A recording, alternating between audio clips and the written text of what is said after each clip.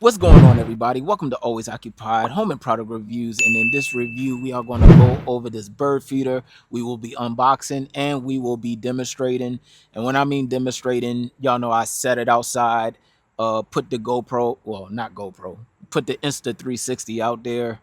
The action camera, I love that action camera. But anyways, uh trail camera I could put out there, but the video quality on action cameras are better, obviously. As y'all know, on my channel I reviewed all types of bird feeders, and we're gonna take this out, and that's it. That's the most simple unboxing that I have ever done. Along with this being squirrel proof, with that they said is waterproof, and of course it's a bird feeder.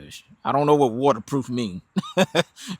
But one key thing they did say, they said this, not me, they said this, they said that this is rust proof. Now I do have some feeders out there that's just like this. They said it's rust proof. I'm not sure, because once the squirrels jump on here, they scratch it. I'm not sure if the coating on top will get scratched, expose the metal, and I'm not sure if rust will happen if that happens. But for the most part, I usually see rust when it comes to most of my bird feeders. So that's something that you should expect. So here's, you put that down. All right. And how it works is, when this is hanging, right? When this is hanging, if the squirrels try to get onto this, it should come down. All right. But what I have noticed, if you have something smaller, that the squirrels will go upside down. So they would try to hang, like they'll probably hang from your hook, and then they will reach down here. All right. Because remember, squirrels are long as well.